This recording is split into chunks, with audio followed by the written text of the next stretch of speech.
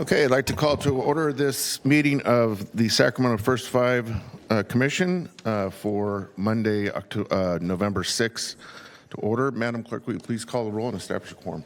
Yes, sir. Chair Cerna. Here. Commissioner Wesley. Here.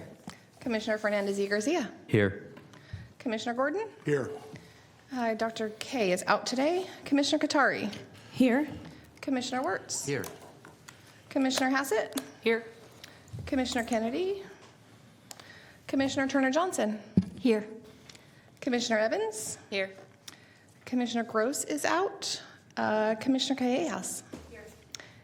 And Commissioner Moak will be joining us a little bit later. So we do have a quorum, and with that, we will only have 6 voting members today. Okay, very good. You want to read our statement? Yes, sir. This meeting of the First Five Sacramento Commission is cablecast live on Metro Cable 14, the local government affairs channel on the Comcast, Consolidated Communications, and AT&T Uverse cable systems. This meeting is closed captioned and live streamed at metro14live.saccounty.gov. Today's meeting replays Saturday, November 11th at 2 p.m. on Channel 14. This meeting can also be viewed at youtube.com/MetroCable14. Very good. Will you please rise and join me in the Pledge of Allegiance? I pledge allegiance to the flag of the United States of America and to the republic for which it stands, one nation, under God, indivisible, with liberty and justice for all. All right, I'd like to again welcome everyone to this month's First Five Commission meeting, and again remind anyone that's joined us here in chambers today that if you wish to address the commission on any matter on the agenda, you're certainly welcome to do so. We just ask that you please complete a speaker slip and hand it to our clerk, and you'll be called in order of those slips received. You're also invited to address the commission on any item that is not on our posted agenda. We do ask that you keep all your comments to a maximum of 3 minutes. That way everyone has an opportunity to address the commission if they so choose. So with that, our first item, please. Consent item calendar approval of October 2nd, 2023 draft action summary, and also appoint Siobhan Katari to the Systems Optimization and Sustainability Committee. Very good. And I'll just note that we are going to see a bit of a change in our procedures here in terms of consideration and adoption of the consent calendar. In years past, we have taken individual items on consent, but it is standard form for most meetings to treat the consent agenda as a whole and either vote it up or down unless a member of the commission wishes to pull an item or a member of the public wishes to do the same. So with that, I'd entertain a motion, assuming we do not have any public speakers. No, sir, we do not. Okay. Move approval of the consent calendar. Okay, it's been moved by Commissioner Gordon. Is there a second? I'll second. Okay, second by Commissioner Fernandez y Garcia. Roll call, please. Chair Cerna. Aye. Commissioner Wesley. Aye. Commissioner Fernandez y Garcia. Aye. Commissioner Gordon. Aye. Commissioner Katari. Aye. Commissioner Wirtz. Aye. Thank you. Motion passes. Very good. Next item, please. Item number 3 is recognition of Commissioner Turner-Johnson. All right. Good afternoon, Commissioners. I would like to take this time to open the item of recognizing Commissioner Lee Turner-Johnson. She's been with us for 8 years on the commission. We've all benefited from her engagement and her passion, her deep knowledge of early childhood development. She's termed out of her seat, our first real termed out since we changed those term limits right after I started here. So it snuck up on us. While she's leaving, she's done her job so well, imparting her wisdom and her enthusiasm for all that we do. I'm excited to share that she will continue to be in our First Five world because through we have 2 of our PLTI graduates who are joining her as fellows in the Grantland Johnson Leadership Institute. So continues to further that work and provide mentorship to them. She certainly has been a mentor to me. Absolutely. 8 years ago was my first week as your executive director, and it was Lee's had just been appointed to the commission, and we scheduled an orientation to meet and greet. And I was supposed to be orienting her to the commission. But anyway, that 1 hour meeting lasted 2 solid hours of talking, and she oriented me to the commission, which was just really fun. She had already served, I think, 5 years on the advisory committee and had been instrumental in many of those other committees too. So it's been a wonderful partnership and friendship. And term limits are hard things, but just knowing that we're going to be seeing you in the future and that you're still a part of our First Five family certainly makes it a bit easier to say goodbye. There's a beautiful proclamation. I won't read this because it's quite long, but it just has wonderful things to say about who you are and what you've done for children and families, and we're just so grateful to you. And we have a small token of our appreciation too. We'll give to you.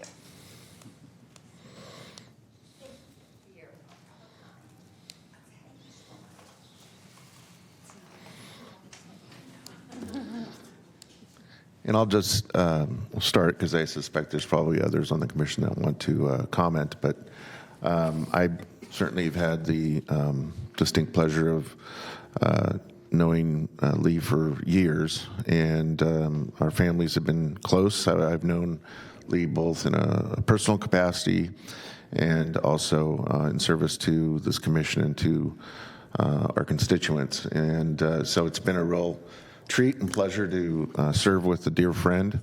And like you, Julie, I came to this post almost 13 years ago, admittedly without much knowledge or experience in the field of early childhood development, but certainly in the process of drinking from that fire hose, Lee was instrumental, has been instrumental in helping me really think carefully about the subject, and obviously through her comments and effect on this commission, she's been consistently that voice that I think we all find very productive and effective as it relates to our mission here at First Five Sacramento. So I want to offer those comments and let you know that we'll sincerely miss your presence here, but I suspect we may actually see you on the other side of the dais on occasion at the podium,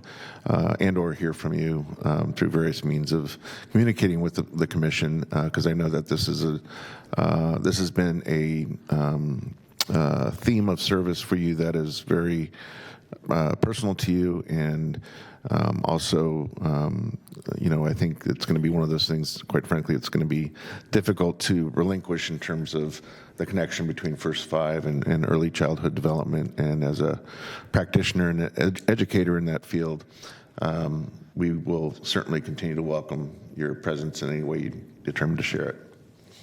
Thank you. Any other comments? Yes, Commissioner Wirtz. Lee, well, first, this is surprising and shocking in one sense, so I apologize for not being prepared for this, but I just have to say that one thing, I really appreciate that you speak up and you present to us your thoughts, and I think that's really a role that we're supposed to play. So I model myself in part after your efforts in that regard. And I've also found that we tend to agree on so many things around child development that I've truly appreciated working with you and advocating with you and partnering with you on this. So I truly appreciate your commitment, your passion, and wish you well in the future. And it's a reminder to all of us, or many of us, that there are limits to our time here, so you're going to model that for us as well. So thank you again for all your service. Commissioner Gordon. Thank you, Chair. Thank you, Lee. I just want to say on behalf of our 13 school districts and the 146,000 young people the districts serve and the countless young people that are served in the early childhood space, thank you so much for your dedication to this work.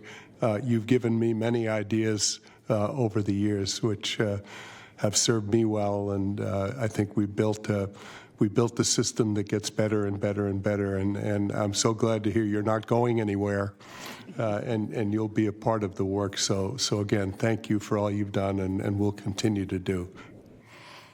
Great. Thank you, Commissioners. Any others? Leah, I think the floor is yours. It was a surprise to me, too, because I don't pay attention to timelines. I mean, it didn't even occur to me. And so Julie and I had one of those conversations like, what? And then I thought, quite honestly, I really have needed to reduce my commitment schedule. I guess the best way to say it is I still teach, of course, and I have thesis students and I think some doctoral students soon, and they say to me, how do you know? I always tell them, if you live long enough and you actually take time to do anything at all, you end up knowing things. That's my answer when people say, how do you know that? I've just lived a long time. My love of children will never stop as long as I have breath in me. It's very personal to me, and I really recognized it as a little girl. I grew up in Ontario, Canada, and I can remember standing on the back porch during a tornado warning and little children going by me that were maybe 4 or 5 years younger, and I was worried sick about them. And they looked up at me and said something, and I was talking about getting home, and I remember saying to them, I have no idea where it came from, I'm going to grow up and I'm going to help you. And I think I was maybe 11 or 10 or around that age. So I don't know where it comes from, but the love is very deep within me. In fact, recently I got sick, which no one could understand because I never do anything uncautiously around health right now. And a little 2-year-old came by my house. I knew she'd been sick, but she was over it. She started crying because she couldn't see her mama getting my garbage can. And I fell to my knees and kissed her dirty little face all over and was sick as a dog for 3 weeks. And all my friends say, of course you would get sick from a 2-year-old. That's the only way you would. So my thanks really is to all of you. This has been a very special part of my life from the day I started with advisory until now. You've been very kind and inclusive from day one, and I just truly enjoyed it. I won't miss the time issue, but I will miss all of you. And my work with children goes on through my students, many of whom work with children, and or in leadership. So I'm just grateful, and I thank you very, very much for your kindness. Thank you, Lee. Okay. Do we have any members of the public signed up to speak on this item? No, sir, we do not. Okay, very good. We will then move on to the next item. Item number 4 is public comments on off-agenda items. All right. Again, this is the public's opportunity to address the commission on any matter that is not on our published agenda. Madam Clerk, do we have any speaker slips? No, sir, I do not. All right. Very good. Next item, please. Item number 5, Executive Director's Report. Julie. Good afternoon again. I have a couple of highlights for you today. I wanted to share a little bit about SAC Family Connect. So it's both a network of more than 30 providers in the county, and it's also soon to be launched new website that will connect families to home visiting, primarily home visiting services is what it was built for, but also for all different services too, based on the information that they enter in.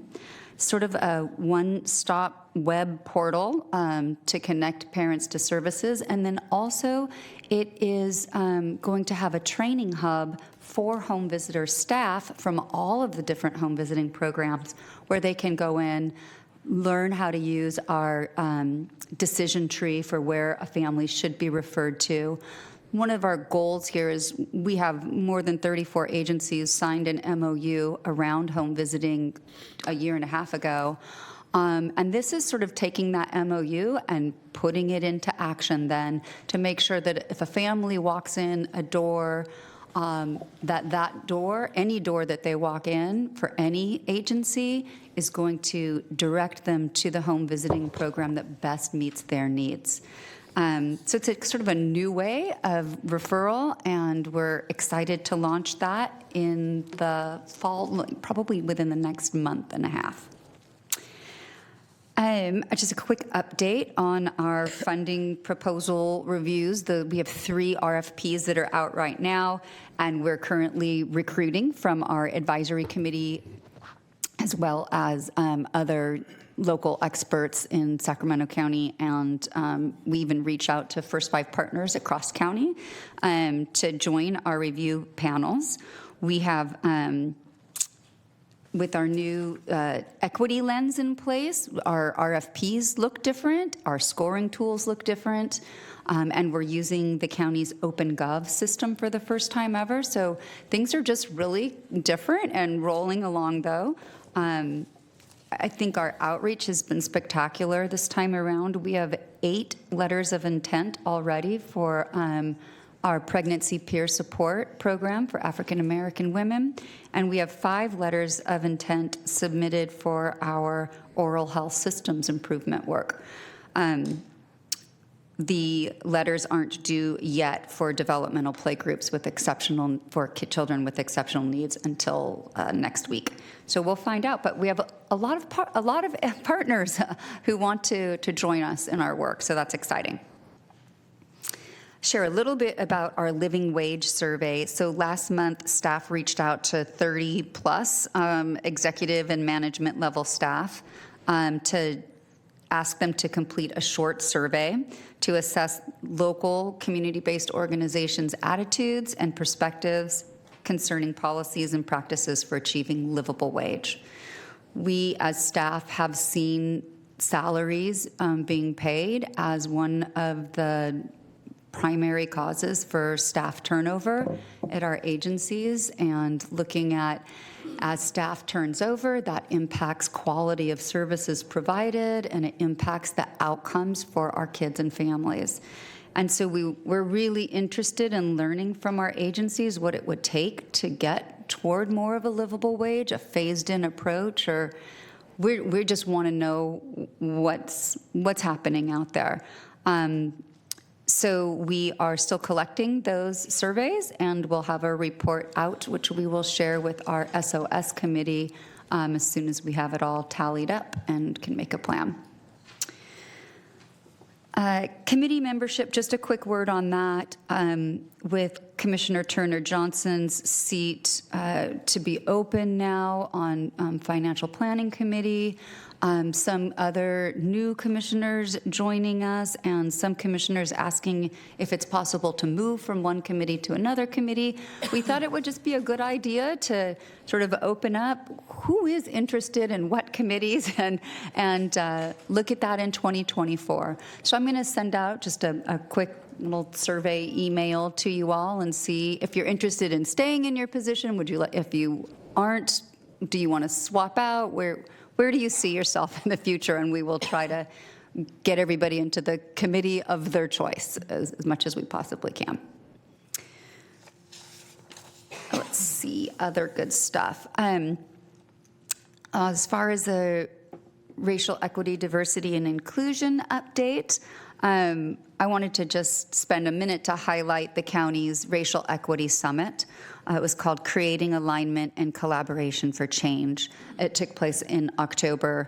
Chair Cerna provided opening comments that I thought they were so personal and authentic. And he shared his why with about 1,000 people, because there were 500 in person and 500 online. And it was a great way to kick off that 2-day summit. We had 8 staff there. We had 3 advisory committee members and 5 commissioners, so we were really well represented. Commissioner Wesley and Alejandra Labrado led a workshop entitled Advancing Racial Equity Through Parent Partnerships, and they highlighted PLTI. We had Jennifer Mohammed, a PLTI graduate and advisory committee member, also on that panel. speaking to a lot of people for the first time, and she did a great job. So all said, it was a really powerful day that really just perfectly aligns with the work that First Five is doing. I was just proud to be a part of the county family and to be a part of that. Last thing is the update on the Children's Trust Fund. Again, this is the approximately $8 million that will come through the city of Sacramento from their cannabis tax. That is to be used for children's services. On October 24th, we, along with Youth Forward, convened community experts, early childhood leaders, to come up with 3 main priority areas for funding that we're going to recommend to the newly formed commission to fund in these 3 areas. First is childcare access and affordability. The second is early education and literacy. And the third is concrete family supports.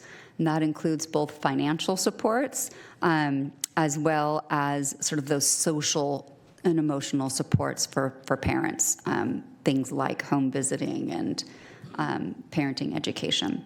So no guarantee that they'll take our recommendations, but we're certainly going to make them. And the final note is that there will be no meeting in December. We've canceled our December commission meeting. We are still working through all of those RFPs, and so that we can come to you at the February 5 meeting with some votes to allocate some money for the next strategic plan year. And that concludes my report. Great, thank you, Julie. Any questions or comments for our executive director? All right, seeing none, Madam Clerk, do we have anyone sign up to speak on this item? No, sir, we do not. All right, very good. Next item, please. Item number 6, Advisory Committee update. Sorry, me again. Our new chair works a real daytime job now, and she never gets out to come visit us. So I'll take this one. We met on the 13th, and we formally approved our values statement and our meeting agreements. It was an intense meeting, actually, as they continue to be, as we further explore racial equity at those meetings and what that looks like in real time, and don't always have everybody on the same page for these discussions. But what was very unique about this meeting was that I barely spoke. The members themselves stood up and addressed situations as they were occurring, and conversations, and led conversations, and really held folks accountable. And it was just it was different from the last time when I did most of the talking. So it was, I thought it was great. It was also a long meeting, but afterward heard from one of the members that it was important and that she was grateful to be in a meeting and in a place where we would take the time to get to resolution and to get to an agreement on those agreements and the values statement for what that committee is doing and the way that it acts in order to bring guidance and advice to the commission. So all in all, it was a very good meeting. And that concludes my report. Very good. Any questions for Julie? All right.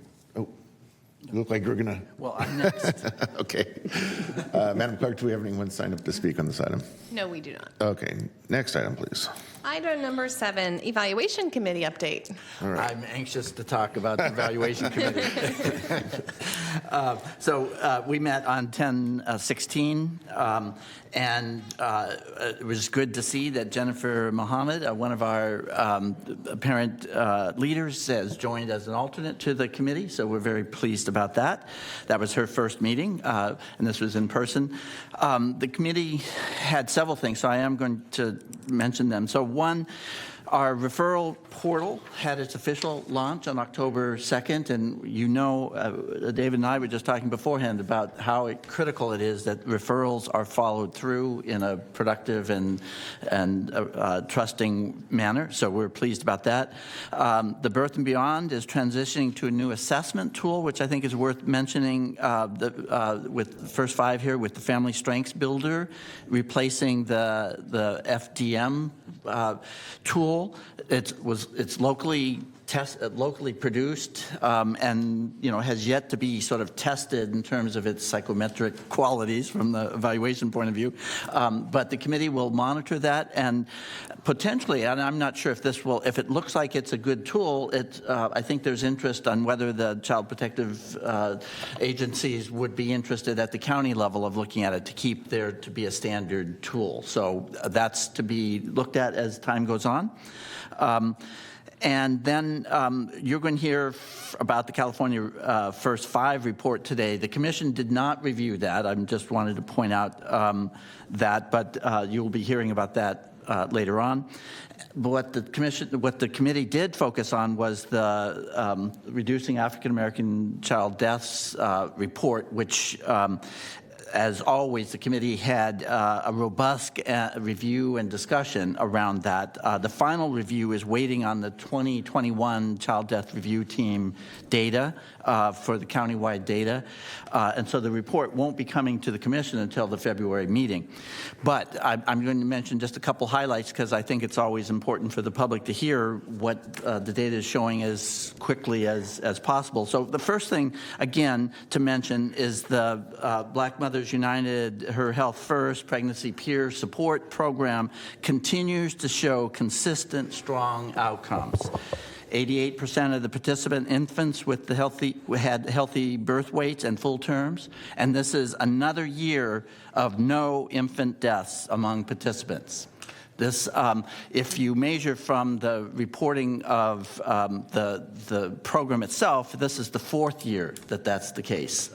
In terms of infant mortality data, there's other complexities. But anyway, I just can't help but stress that this program is working as designed, and we just need to find ways to allow other families in our community to get access to it, I would argue.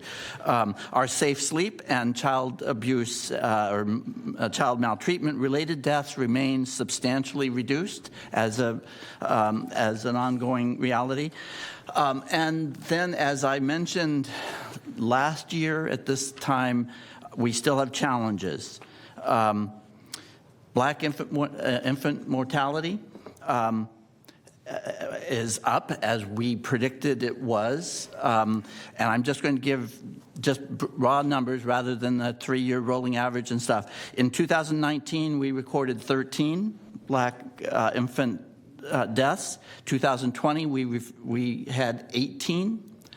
2021, which is our newest data, we had 21. And I just went online before coming here to look at CDC's Wonder database at the national level, the Centers for Disease Control and Prevention, and their preliminary data for Sacramento County for 2022 is 21 deaths, infant deaths again. So there is concern that infant deaths among the African American community and potentially for all our age groups is continued to be high and substantially in need of attention for all of Sacramento County. How is that cohort defined? What are the age? Under 1. Under 1, okay. 364 days. Gotcha. And just as you ask, I think because our safe sleep program seems to be working substantially well, this tends to look like it's perinatal deaths. So that would be within the first 28 days or related complications that come from the birthing process itself. And that's why I continue to urge that the county look into bringing together OBs, hospitals, and perinatal people to look at that and see where the opportunities for for prevention and improvement lie. So I think that remains a critical priority.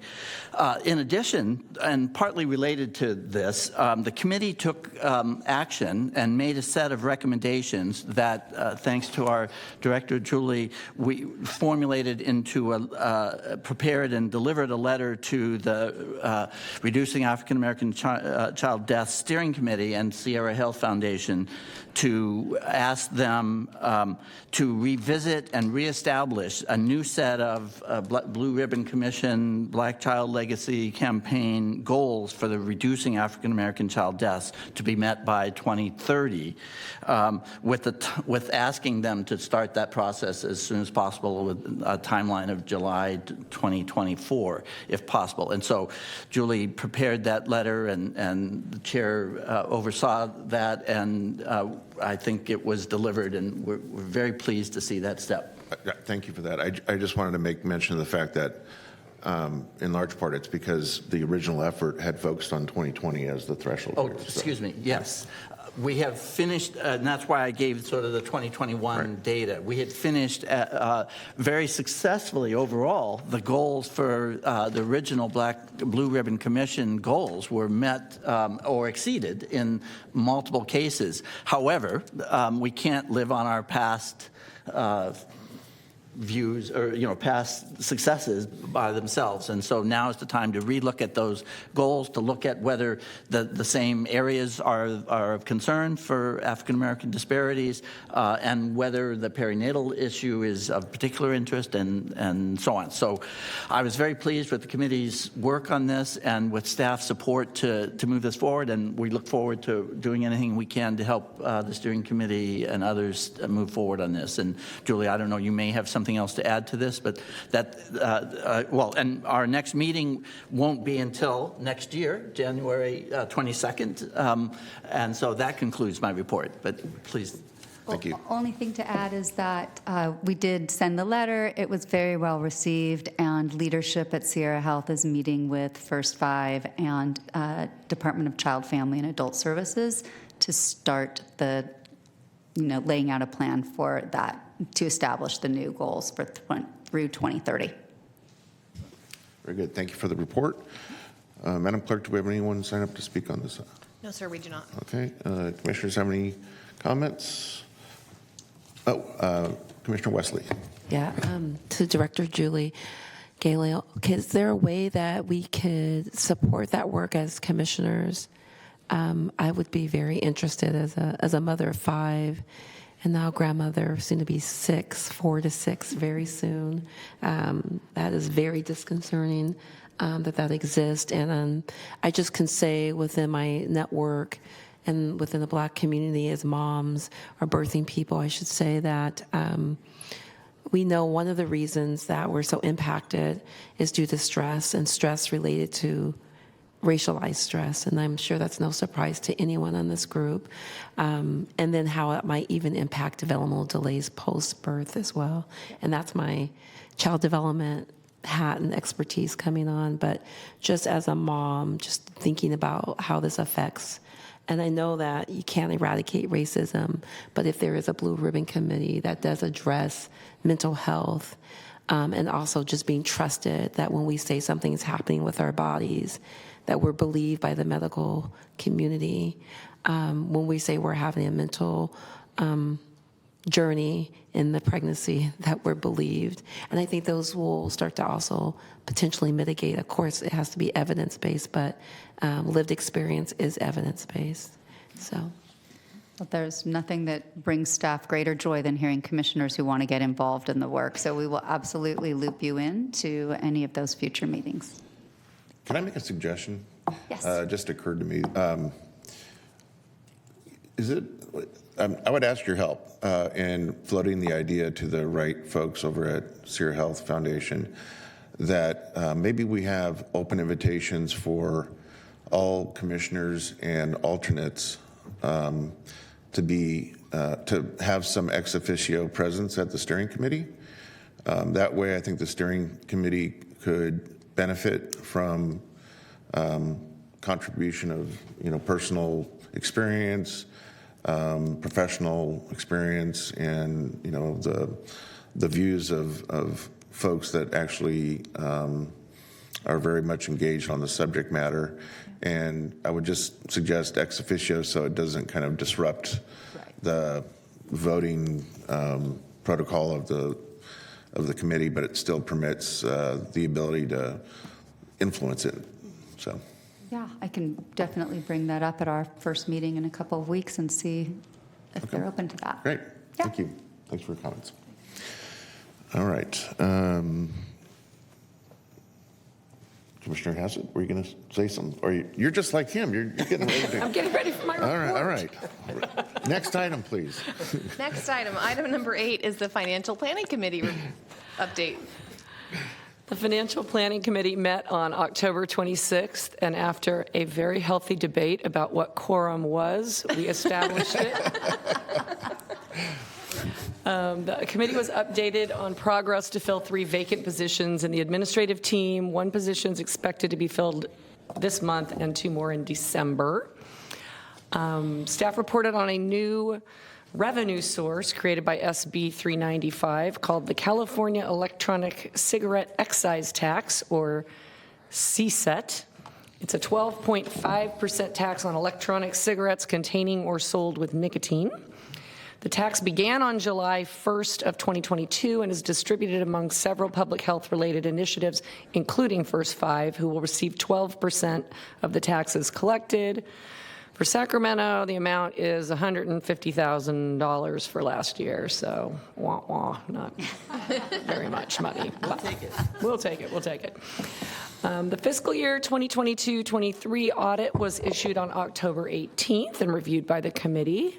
Thanks to Eric, there are no findings, and so the committee voted to approve the audit, which is on today's agenda for a public hearing and approval by the commission. And staff presented the fiscal year 2023-24 first quarter financial information, including a new report that takes a more detailed look at revenues by funding source and is further categorized by base funding and leverage funding, which we all appreciated. Thank you for that new report. No concerns were raised over the first quarter financials, and the meeting was adjourned. Very good. Thank you. Madam Clerk, anyone sign up to speak on this matter? No, sir, we do not. All right, very good. No commissioners signed up to speak. Next item, please. Item number 9 is the Systems Optimization and Sustainability Committee update. Okay. Good afternoon.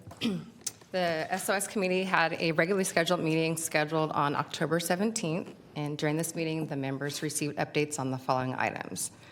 The Sacramento Children's Fund, Sacramento County Child Coalition, this year's systems improvement budget, racial equity priority FRP timeline, and the livable wage survey.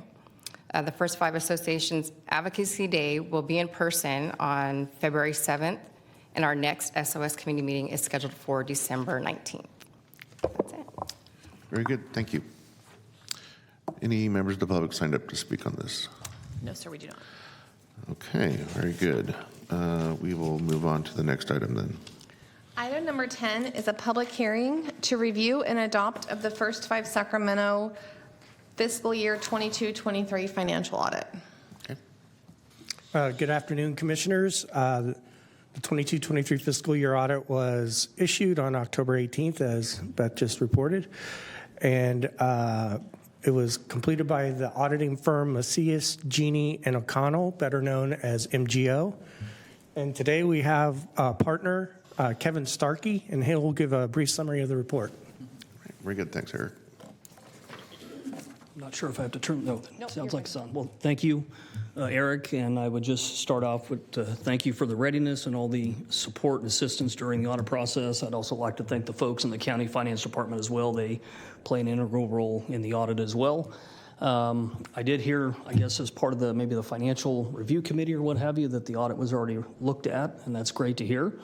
So I would just say when one endeavors an audit, the highest level of assurance that we as auditors can provide is what's called an unmodified or a clean opinion.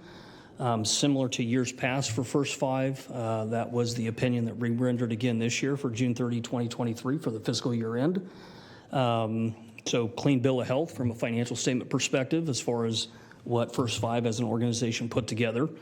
Also, as part of the financial statement audit, we also do look at some of the compliance requirements that the state has for operating such a program, and we did not have any compliance issues as a result of that work as well. Before I complete, some of the communications that we do have to provide to oversight bodies would be if there are any disagreements with management. That could be in the application of any kind of accounting standards. If there were significant errors that we ran across as a byproduct of the audit process, and happy to report on both of those fronts, there were neither. So with that, before I conclude again, thank you very much for the assistance throughout the process, and happy to answer any questions. Thank you. Very good. Any questions? Commissioner Wirtz? Yeah, just an overview statement. So if I understand right, page 6 of the document, the fiscal overview of the basic financial statements, it indicates that the total assets is down a little less than $1 million, 3.6% or so. So that actually, that's a general question. That's actually not bad, it seems to me, given that we're still on a downward slope of income coming from tobacco tax. So more just a statement of, I think maybe to Julie, that's a good sign. I'll let Eric chime in if he wants to as well. It's a good sign in that we retain funding in our money in our fund balance and revenue, and in our revenue, but reserves. But it's also partly due because agencies still haven't been able to spend out all the money, so we are carrying a slightly larger fund balance than we usually do coming out of COVID. But we are getting better every year, I'd say, over the last couple of years, and so. Yeah, and can you hear me? Yeah, that's part of the plan. The strategic plan is to spend down the assets, the resources. So we can expect that. Yeah, it doesn't sound so bad with 3.6%, or I think that's what you said. Yeah. But hang around for the next few years.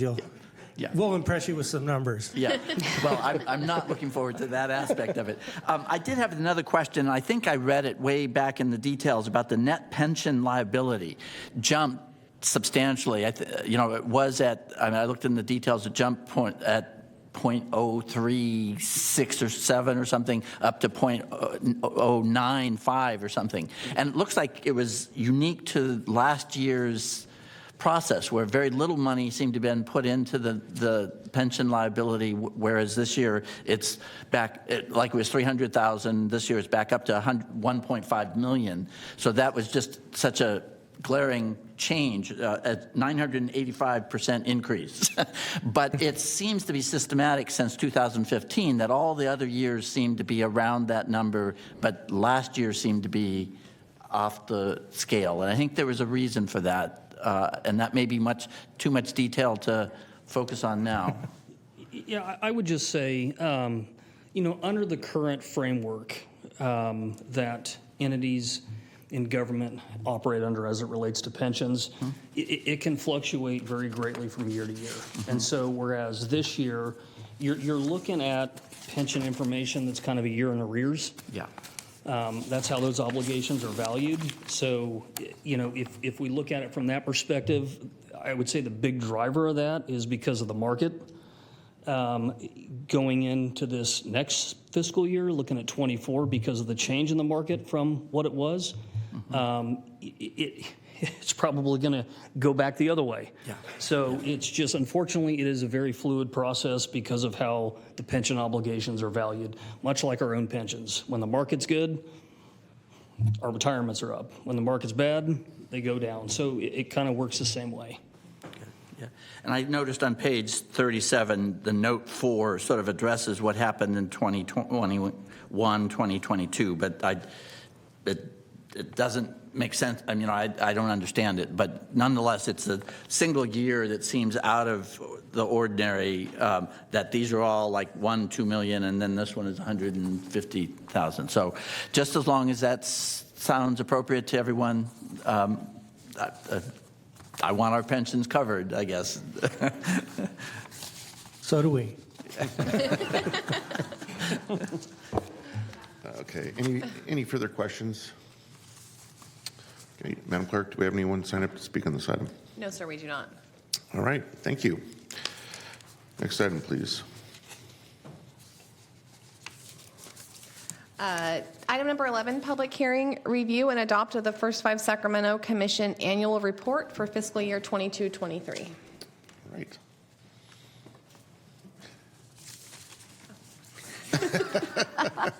I was trying to think, do we need to have a vote on That's right, we item do. 10? Okay, my bad. All right, we do need to vote on the adoption of the First Five Sacramento fiscal year 22-23 financial audit. Is there a motion? I so move. Okay, moved by Commissioner Wirtz. Is there a second? I second. Okay, second by Commissioner Wesley. Roll call vote, please. Chair Cerna. Aye. Commissioner Wesley. Aye. Commissioner Fernandez y Garcia. Aye. Commissioner Gordon. Aye. Commissioner Katari. Aye. And Commissioner Wirtz. Aye. Thank you. Motion passes. Very good, thank you. Thank you for the reminder. Okay. Yes, now I will introduce Carmen Garcia Gomez, our evaluation lead, will take you through the annual report. Good afternoon, Chair and Commissioners. Today, we are going to be talking about the public hearing for the review and adoption of the First Five Sacramento Commission Annual Report for fiscal year 22-23. This is a requirement of First Five California and the Children and Families Act of 1998. Every year, by November 1st, we need to submit an annual report which accounts for all the children served and the money spent for that specific year. This year, the report was submitted on October 30th.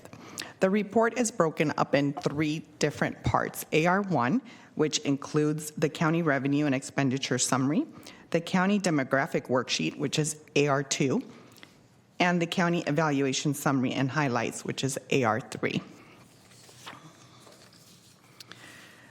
We ended the fiscal year 22-23 with expenditures totaling $19.2 million. That was an increase of 2% from the previous year. Some of that is due to receiving other funding for the program of Building Strong Families, as well as the program of the Refugee Support Program from First Five California. The fiscal year ended with a fund balance of $20.6 million. Section 2, the county demographic worksheet, we actually served 24% more clients this year for a total of 21,406 parents, children, and caregivers. Now, there is a little bit of duplication in this number. I would think about 5%, because the way the First Five California reports is that we have to count for every result area. Well, some clients participate in multiple programs. And there you will see also the charts of the ethnicity of the parents and children and the primary language spoken. This was only broken down for actual parents and children that we have client-level data for. We do not collect client-level data on all providers, so First Five California, that's how they ask for it. But I do want to bring your attention to below those tables, I've identified other ethnicities that were served this particular last year, and that's in part from the program of the Refugee Family Support Program. Section 3 is the county evaluation summary. This year we are focusing our findings on the RAACD program, the Reducing African American Child Deaths, that's the evaluation, and the county highlights, which is published in the actual report that comes out in the spring, is going to be focused around our systems improvement report and the outcomes of the historical and current investments in systems work. In addition, later in the year or later in the winter, we will come to you with the full First Five local report, which will identify outcomes and highlight our programs. This concludes my report. Thank you, Carmen. Any questions for Carmen or comments? Okay, seeing none. Madam Clerk, do we have anyone signed up to speak on this item? No, sir, we do not. All right, very good. Thank you for the report. Thank you. All right, next. I'll move approval of the Okay, report. it's been moved by Commissioner Gordon. Is there a second? I second. Oh, second by Commissioner Wirtz. Roll call vote, please. Chair Sterna. Aye. Commissioner Wesley. Aye. Commissioner Fernandez y Garcia. Aye. Commissioner Gordon. Aye. Commissioner Katari. Aye. Commissioner Wirtz. Aye. Thank you. Motion passes. Very good, thank you. All right, next item, please. Next item, item number 12 is a presentation, Child Safety Forward, Sacramento. Okay. Great. Well, for this one, I would like to invite Commissioner Callejas and Sheila Boxley from CAPSI to the podium. They have a brief presentation on what we've been doing for the last 4 years or so at Child Safety Forward, otherwise known as our Prevention Cabinet, which I know several of you are familiar with because you're on the cabinet, but I thought it would be a really great opportunity to share what we're doing and what our future looks like too. Very good. And we can cue the PowerPoint anytime. Do you guys want to?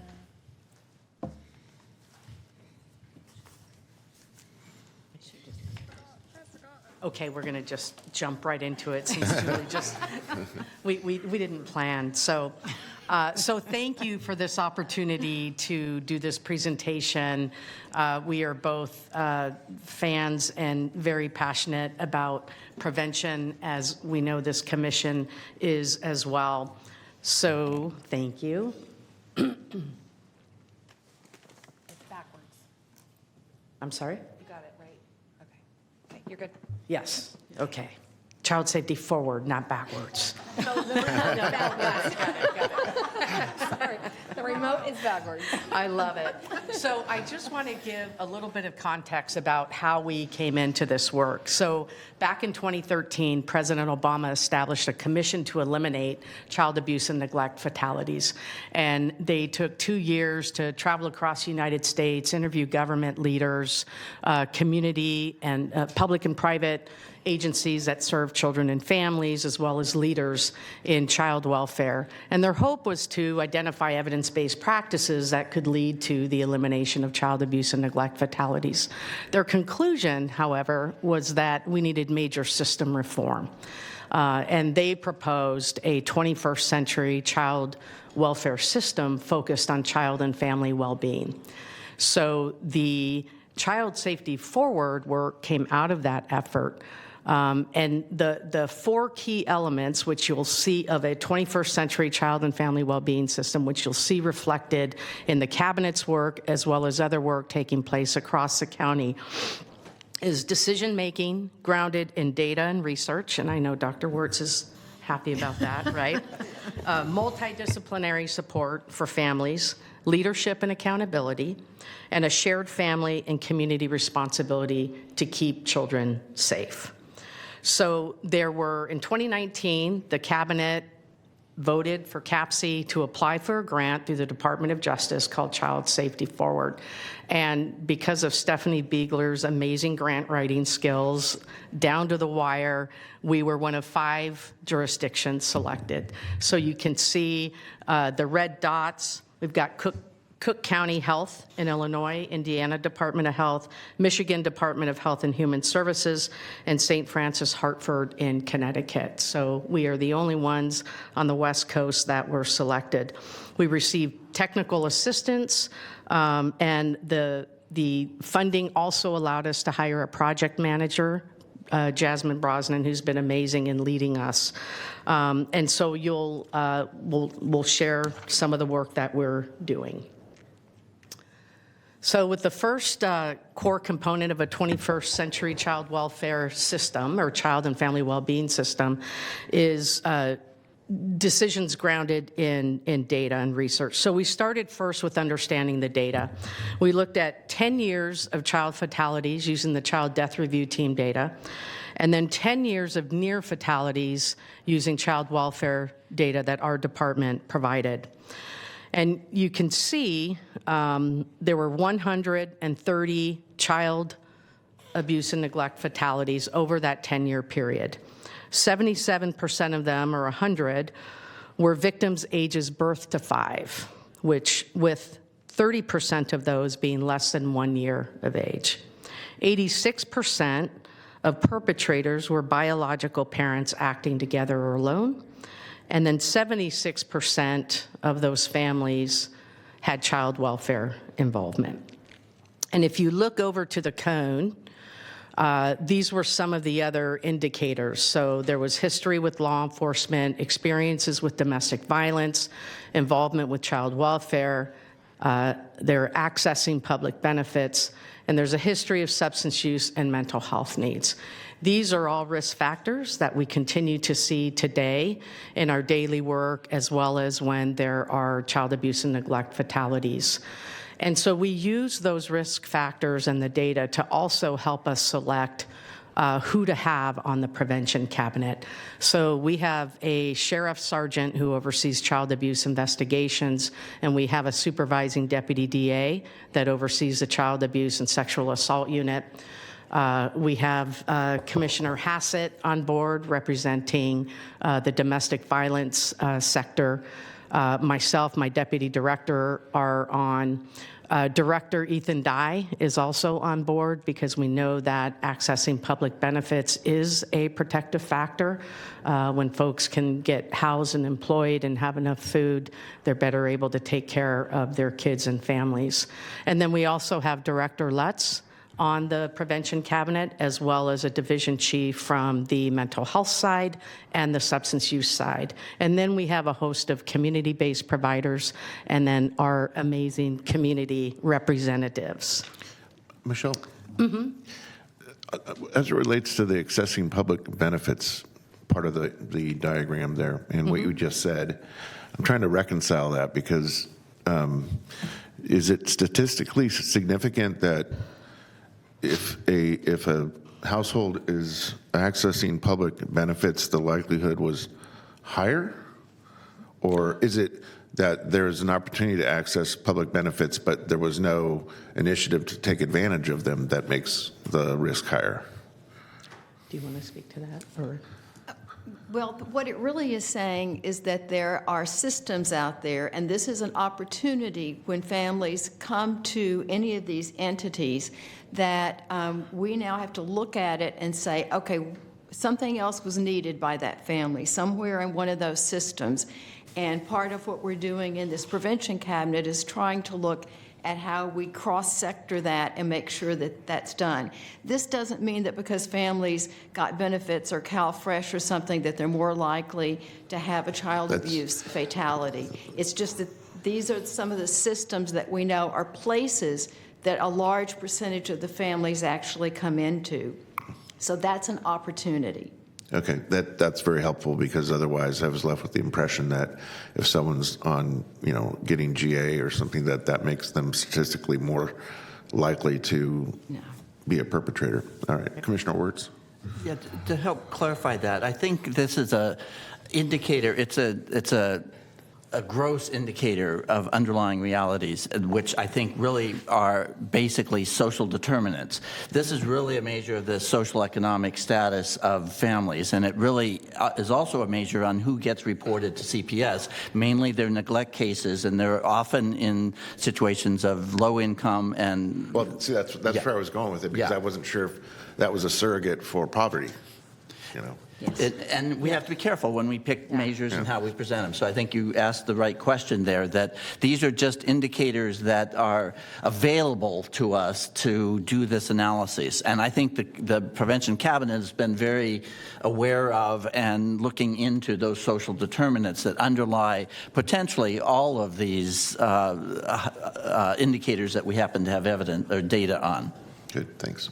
Yeah, and one example of kind of what we've done with that, so I spoke with Director Ethan Dye at Human Assistance. He has now co-located one of his eligibility workers out at one of our family resource centers, because there's a large number of folks that come in and the family resource center is trying to help them with the paperwork, but it's so complex. So now there's an eligibility worker right there that can help folks access CalFresh, CalWorks if they're eligible, housing. Some of them are housing insecure. So it's kind of going a little further upstream rather than waiting for people to call the benefits line. That's great. Could I add one more thing? I apologize, and I think this is appropriate to mention that one of the additional approaches that Sacramento County is taking is looking at guaranteed income supports. We already know there's some, United Way has, that I understand Chair Cerna has contributed. As well as other members of the board. Right, and I think, but I think that gets at the notion that we're looking at something beyond just people coming into services or something, but rather looking at the underlying circumstances in our communities. And I think a guaranteed income support model is one of those that has been shown effectively. I think I sent out to everyone the Alaska Fund for Oil that demonstrated that $1,000 a year has reduced child deaths from child maltreatment, as well as reducing many sources of crime and so on. So there's good evidence that this way of looking at social determinants is in fact effective of helping support families reduce their stress and therefore be better able to work with their children. So I'm really excited that I think that one of the, and I know I'm jumping the gun, but one of the benefits of the Prevention Cabinet has been this willingness to look at these social determinants and take action on them. So it's a great success, I think, of the group collaboration. So I will mention that Dr. Wirtz is also a member of the Prevention Cabinet. So he basically stole all your thunder, right? I love it. So, of course, these findings reveal the need to identify and implement prevention activities that are responsive to families with children 0 to 5, which has been our focus, supporting families who have experienced trauma, and prioritizing services for African American children and families, because, as you know, the disparities that we have with respect to African American children and over-involvement in our system also bear out in these statistics. All right. I'm still up. Sorry. So, as a result of this initiative and each of the lessons learned, the Prevention Cabinet developed the vision of eliminating child abuse and neglect deaths and critical injuries by the year 2030. We use data as well as policy and practice review to create a 10-year strategic plan to accomplish this vision. And you see the collaborative efforts of the cabinet reflected in the mission for all systems to be integral parts of a multidisciplinary child and family well-being system. When we are successful, Sacramento's children, youth, and families will be safe, healthy, and able to thrive at home, in school, and in their communities through the county's commitment to valuing and supporting the needs of our diverse population. It's very aspirational, but we're going for it. So the Prevention Cabinet's 10-year strategic plan was developed while staying true to 5 foundational values: diversity, equity, and inclusion, parent, youth, and community voice, collective responsibility and accountability, well-being and self-care. And the well-being of children and families is the responsibility of Sacramento County and not the individual responsibility of any one system or agency. You can see we aligned with 4 different strategies to achieve our vision of success. Michelle? Yes. As it relates to that third green box there, does that suggest that like the formal ACEs assessment tools deployed? So we don't use the ACEs on our end, but we do work with Sacramento County Office of Education on their ACEs Aware work. And it's also just recognition that the families we work with have experienced multiple traumas. Some because of the racism, poverty, losing housing, our involvement as great a team as I have, the system can inflict further traumas. I would assume generational is also part of absolutely, that. Absolutely. Commissioner Gordon. Just very briefly, I just wanted to interject here that I'm so glad to see the looking ahead, and one of the things we've noticed over the years is the need for much more of a focus on prevention.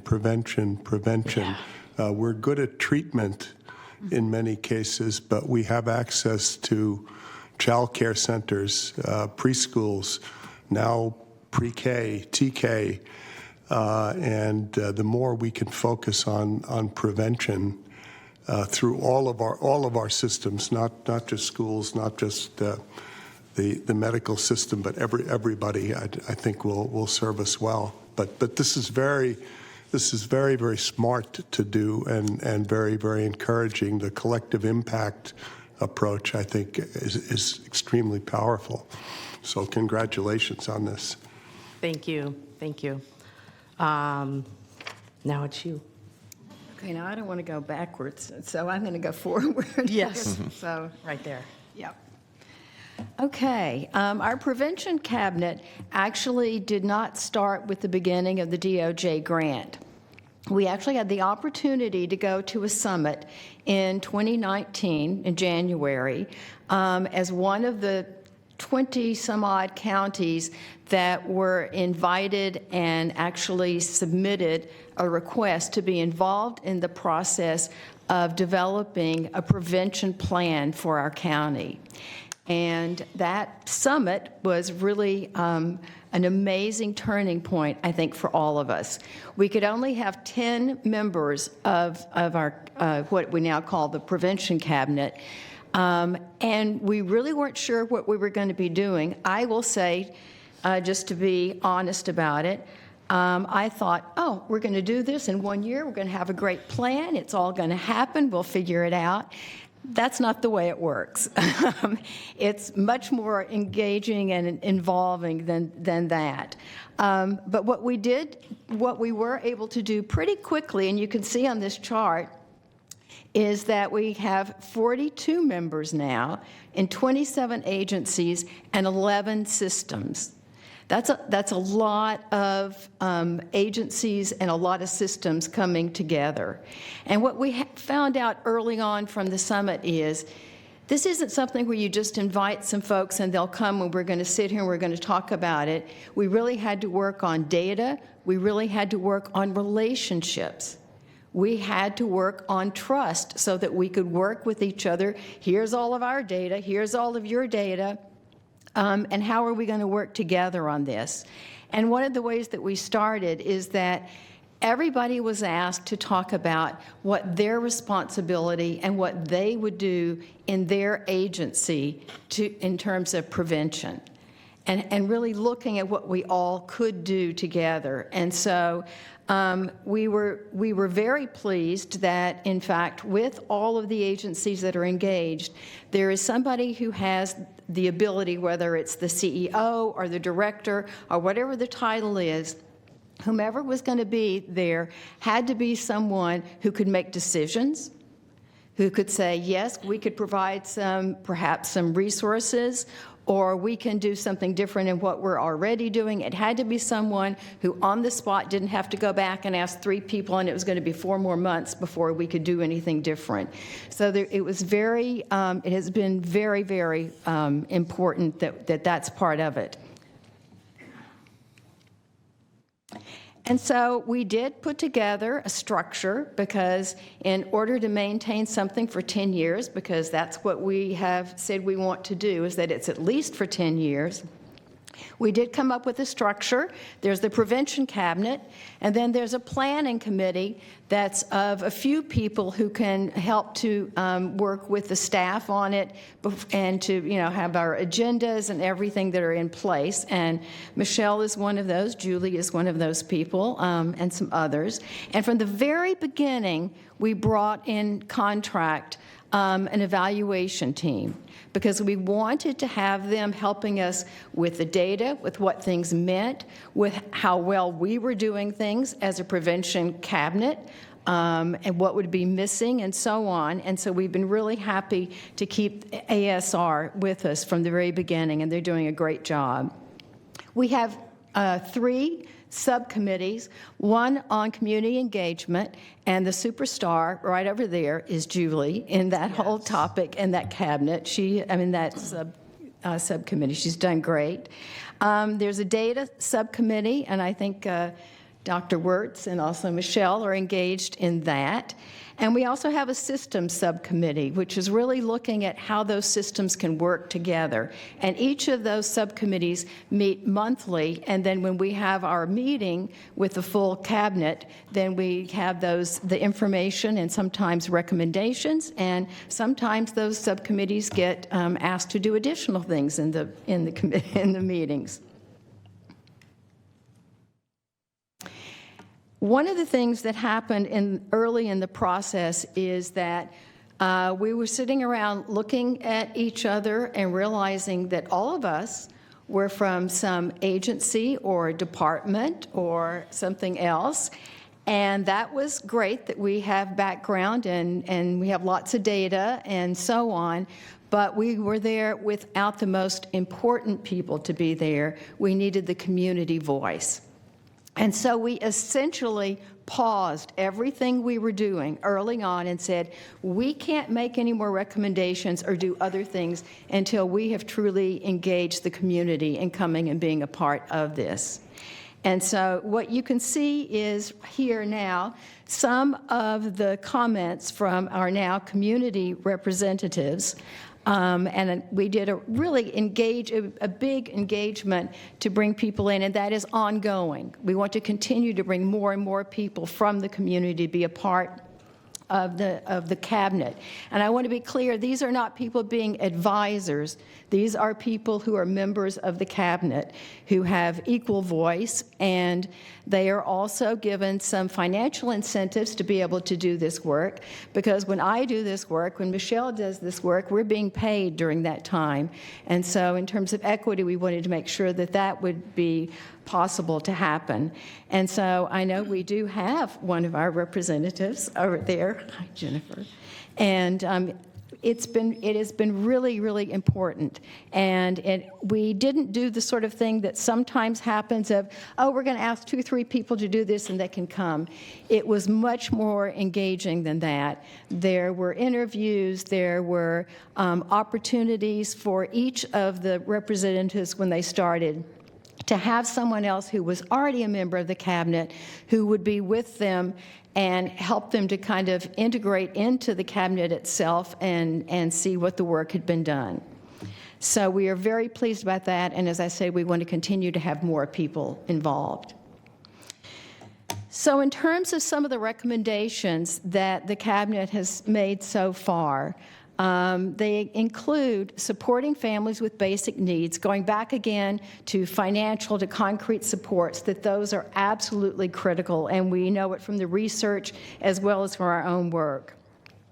We've also recommended that it would be wonderful to have an increase in funding and staffing, because what we know is we have some truly amazing programs in this county that we know are working. The BCLC, Cultural Brokers, the CILs, Birth and Beyond, Crisis Nursery, the Family Resource Centers, Help Me Grow, Drug Court, Early Head Start, on and on and on. We have all of those things in place. And as Michelle has said before, you have to have all those things in place. We don't know what would go bad if any one of them left. But what we also know is that they're not to scale. They're doing great work with the numbers of people that they're able to serve, but there are an awful lot of other people who aren't getting those services. Also, we think it's important to have prevention education, both for families, for professionals, and policymakers in terms of what it really means to do prevention. And finally, we from the very beginning said we want a public health approach. This is not something that only CPS is supposed to be doing. This is something that every individual and every agency and so on have a role in this and a part in this, and that's really been critical to the way we think about it. And then also some of our successes. And certainly we are very pleased with the way our structure is and how it's working, and that people are staying in it and being very engaged and in fact increasing. We are very pleased about the community voice. We need to do even more, but that is an important success for us. The use of our external evaluator has been wonderful. We have gotten information that we never would have gotten, like when they talk to key informants and so on. That's been very helpful. And finally, we think it's a very big success that rather than just having this cabinet and it has only these things to think about, we had to look at what are the other things going on. There's other collaboratives for FFPSA, for example. And instead, what we've done is bring it together and integrate the existing efforts that are happening so that perhaps people then participate in another collaborative's activities, or in the case of FFPSA, the Prevention Cabinet itself became the governing body. So very important not to have all these things happening separately as opposed to really working together so that we are making the best use of all the best minds. And this is yours. Okay. So as Sheila just said, we tried to organize and create kind of this governing body and system, and the intent and goal was to reduce duplication of efforts, do more integrated cross-systems work, and reduce the number of meetings we all attend, which has not happened, but we are hopeful. So, of course, we've got our County Board of Supervisors and County Executive at the very top. And then for our Prevention Cabinet, as well as there's something called AB 2083, which requires all counties to establish a child and family system of care. Dr. Gordon is also involved with that. So we've got public health, probation, child welfare, behavioral health, Sacramento County Office of Education, Wilton Rancheria, Human Assistance, and First 5 Sacramento that all feed into, and then we feed up to the Prevention Cabinet. We have outside consultants. We have lived expertise serving as members, but also advisory bodies. We've got community-based organizations that are also providing input and serving on the Prevention Cabinet. This looks really smooth and spiffy. It is bumpy and chaotic, but out of it comes really good work and creative thinking. Our big push is we can't keep doing child welfare as we have done it, and we really have to expand and take that public health approach and involve all systems that serve children and families. And one of the things that will come up, you see that FFPS, which is the Family First Prevention Services. So historically in child welfare, we cannot use federal funding for prevention, right? We cannot use money up front to try to strengthen families and attend to their needs in order to avoid system involvement. Once we remove them, it's uncapped. We can remove as many kids as we want, and we'll keep getting money. And then once we return them home, the money stops again. So we aren't able to help them with that transition and prevent them from becoming back involved with our system. So the Family First Prevention Services Act, for the first time, gives us opportunity to actually leverage federal funding to do prevention. The only challenge, and I keep telling myself I need to get over it, is you have to use specific evidence-based practices. And most evidence-based practices have not been tested, piloted, and evaluated on communities of color, which is predominantly who we serve. So there are some challenges, but we're going to take advantage of the opportunity to leverage federal funding. Almost done. So community voice recommendations, promoting prevention to ensure thriving communities, ensuring availability and access to preventive services and supports, and quality and safety of public spaces and prevention services. We heard from listening sessions, top 3, concrete supports in hard times, quality, affordable child care, and accessibility to services. Our community says all have great services, but we can't get there. So we're trying to figure out how we can do co-location and strengthen access to services. And then improving service delivery to empower families, relational focused supports that promote trust, family-centered services that promote shared decision-making, inclusive of all family members, trauma-informed supports that recognize and accounts for all sources of trauma, and then equitable and inclusive services that recognize and address barriers to engagement for those from diverse backgrounds. Do you want to do this one? Sure. So we were so happy with our DOJ funding, but it only lasted for 3 years.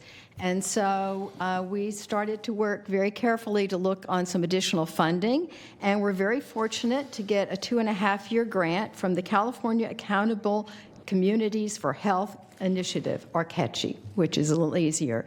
But we are the only one of the grantees that they have looking at child welfare and decreasing child involvement in the system. So we are very pleased about that, and that will help us go into the next 2.5 years anyway. And with that, we will thank you because your commission has also provided to give us some funding for the Prevention Cabinet, and that is very, very, very important to us. So thank you so much. We appreciate it. And if I may, as we talk about a public health approach, I'd like to share a quote that I just love, and it's from Dr. Deborah Darrow. She's out of Chapin Hall, and she's been arguing for a public health approach for child welfare. And she says, the only difference among parents lies not in what they desire for their children, but in what they have available to them to fulfill those desires. Our job is to enhance the context so that everyone will have the resources they need to achieve their desires for their children. So that's the hope out of all this effort. So thank you. Any questions? Very good. A great presentation. I know Commissioner Wesley's in the queue here. Before we get to her comments or questions, I have a question. I guess it's probably best for you, Michelle. As you know, I recently met with you and others, and it was actually became an actionable item in front of the Board of Supervisors not too long ago to have a deliberate process to help fortify our Family First placement system, as we are woefully behind in terms of that particular metric compared to some other counties in the state. How will that initiative, which has just gotten kickstarted, how will that initiative mesh with all of this, if at all? So I see it as one very important work, and what Chair Cerna is referencing is placing children, if we can't keep them in their homes, if we have to take them into protective custody, ensuring that we place with family, with relatives, or someone known to the child. And we are performing lower than other counties. And so we are embarking on a strategic plan to increase those numbers, and I know that we will increase them. So I see that as kind of secondary prevention, if you will, right? They've already part of our system. We weren't able to keep them out. But data show that when we place children with families, they are more likely to stay in placement. for the next couple of years rather than bouncing from placement to placement, more likely to complete school, reunify with families, go on to higher education, and avoid involvement with juvenile justice. So I see it as kind of a secondary prevention. Great, Thank thank you for the question. Commissioner Wesley. Sorry. As a child who was in the foster system and child welfare engaged for almost a decade, this is meaningful work for me too. One of the offerings I had was around the word trauma-informed in the report, and I don't know maybe if it can be considered built out in future.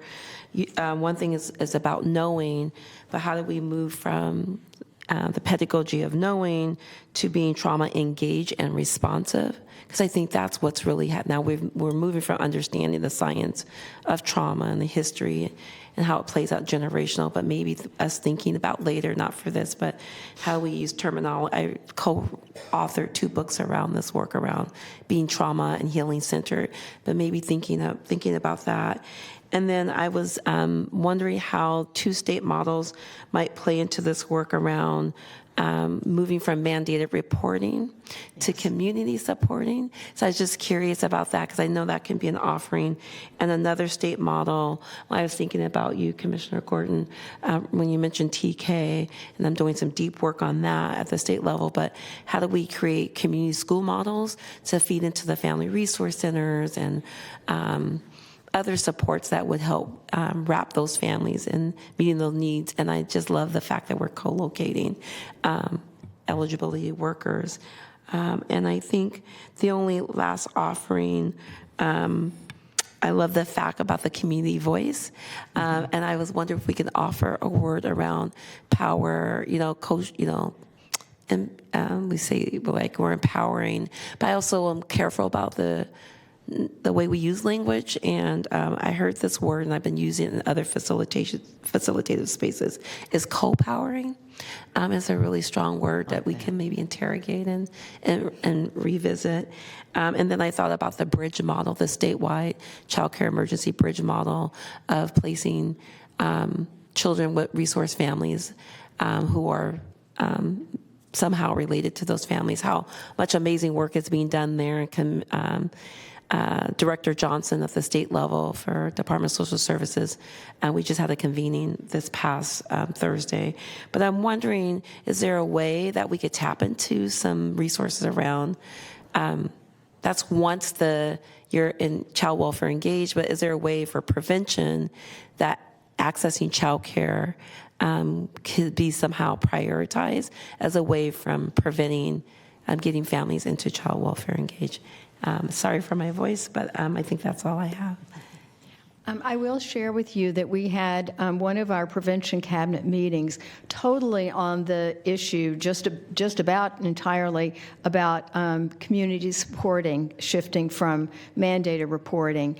And several of the members of our prevention cabinet are now part of the task force that is now in place at the state level. So hopefully that's going to also be an asset for the county. And I will say that for the quality child care, so we do participate in the Child Care Bridge program, and it's been fantastic. And then we'll be going to the board tomorrow. We are going to be using some of our state block grant funding to expand the recruitment and capacity building of home-based child care in 4 key zip codes where we have the highest contact with African American families with children 0 to 5. So our hope, we're kind of seeing it as it's economic development, right? Get folks to work, as well as the ability for the folks taking advantage of childcare to be able to go to work. So I appreciate it. It's so important. Very good, thank you. Any other comments or questions for our presenters? All right, thank you. We're not expected to vote on anything. This is just a presentation. Right. I shouldn't say just, it was a very important presentation. All right, so I think at this point, I'm going to look to our executive director to see if she has any final comments. do, in fact, and I would ask that Sheila and Michelle stay at the podium because we love a good surprise at a commission meeting, as long as it's not me being surprised at the commission meeting. So I'd like to join you at the podium for just a minute.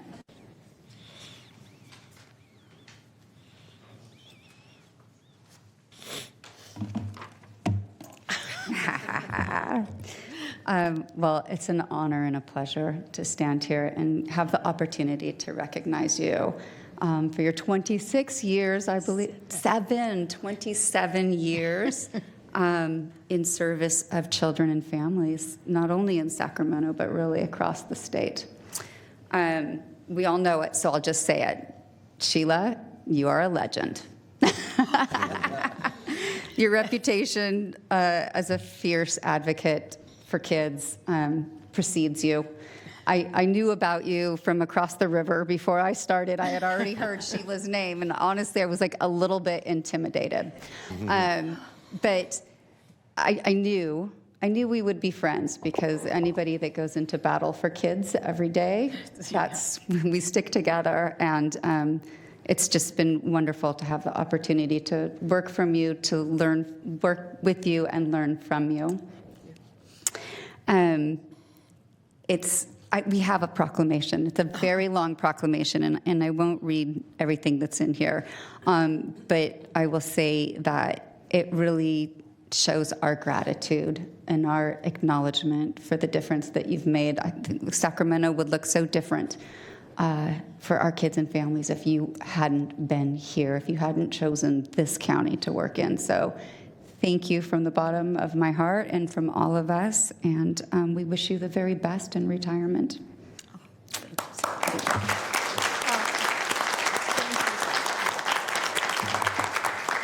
Thank you very much. It's been my honor and my pleasure to be able to do this work and to be with all of you and a wonderful community of people who have the same values and care about children and families. So thank you very much. I'll just add, too, before you leave the podium, that, I've certainly had the great fortune of working alongside you, Sheila, now for more than a decade on all the subjects of mutual interest, child welfare, saving actual lives. I think that's probably the metric that resonates with me the most in terms of the look back at your important work here in Sacramento. It's measured in lives saved, quite frankly. And can't thank you enough for your friendship, your partnership, especially as it relates, and it's in the proclamation, to your extensive involvement in helping shape what I think is our county's proudest moment, which is the Black Child Legacy Campaign. So I just want to make mention of that and offer my sincere gratitude for your friendship and your professional in your professional capacity, educating me on how to be a better commissioner and a better supervisor. So thank you. Thank you so much. Appreciate it.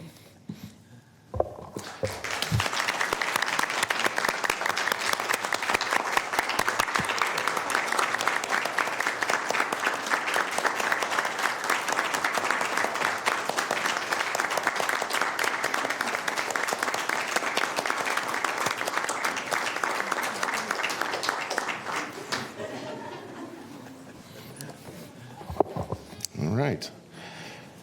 Okay, our last item of the day. Let me ask, is there anyone from the gallery that wants to speak? All right, seeing none. Oh, I think we have a hand.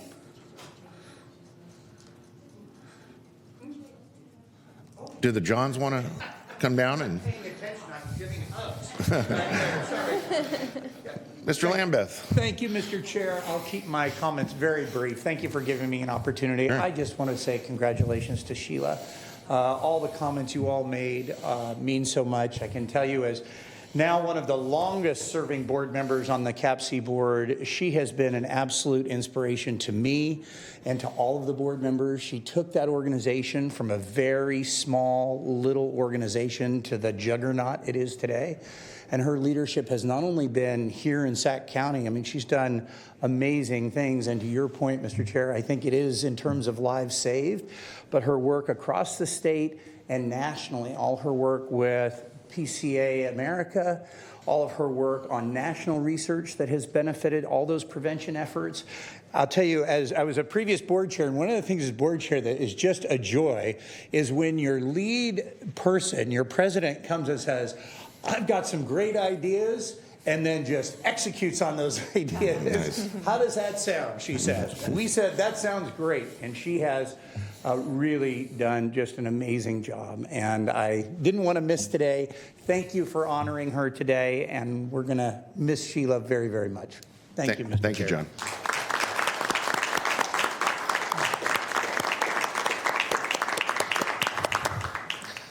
All right. Okay. Thank you for those comments. The last item on our agenda is the Commission's opportunity to provide any comments. Don't see anyone in the queue. So if there is no further business in front of this Commission, we stand adjourned.